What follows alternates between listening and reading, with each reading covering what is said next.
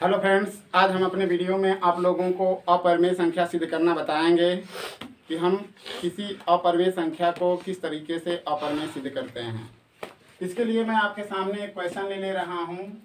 जैसे क्वेश्चन हमारा बन रहा है कि सिद्ध कीजिए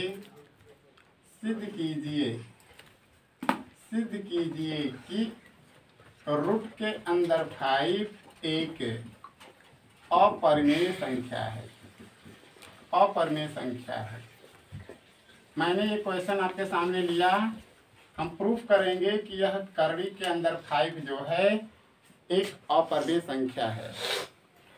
हमें इस करड़ी में 5 को एक अपरिमेय संख्या सिद्ध करना है, लेकिन जब इसको हम अपरिमेय सिद्ध करेंगे तो पहले हम मानकर चलेंगे कि नहीं, यह संख्या अपरिमेय नहीं बल्कि परिमेय है। इसके लिए हमें करना क्या होगा, हम लिख लेंगे कि माना करड़ी में 5 एक परिमेय संख्या है, एक परिमेय संख्या है। अतः करड़ी में 5 को p/q यानी p बटा में q के रूप में लिखा जा सकता है,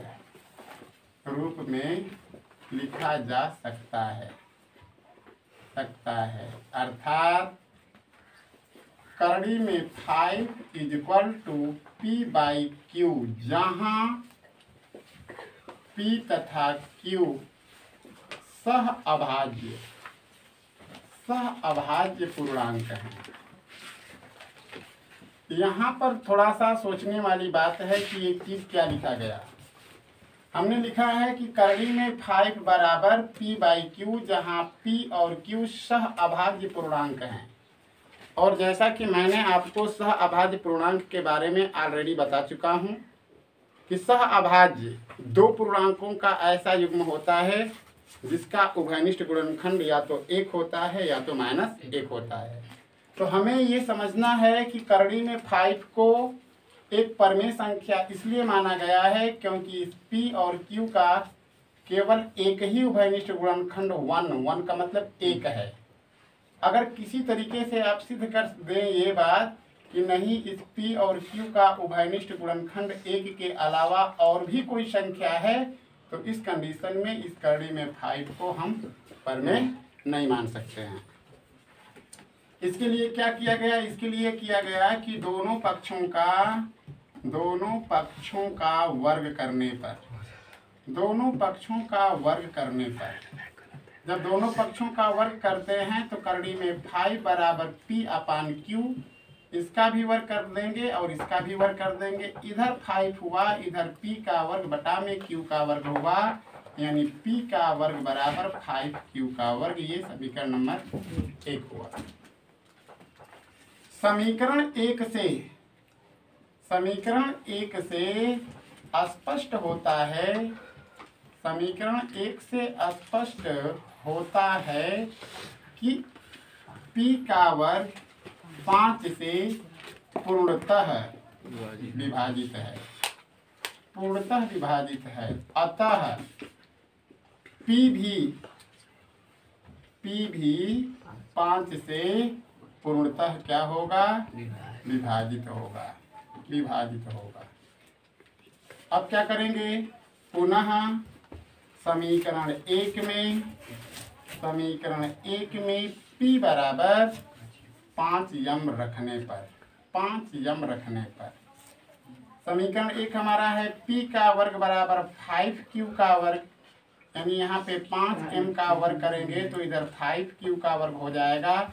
इधर 25m का वर्ग बराबर 5q का वर्ग, यानी ये हो गया 25m का वर्ग = 5q का वर्ग, या 5q का वर्ग बराबर 25m का वर्ग, यानी q का वर्ग बराबर 5m का वर्ग। समीकरण नंबर 2। समीकरण 2 से स्पष्ट होता है कि q का वर्ग 5 से पूर्णतः विभाजित है। अतः क्यू भी 5 से पूर्णतः विभाजित होगा, पूर्णतः विभाजित होगा। अतः समीकरण 1 तथा 2 से स्पष्ट होता है कि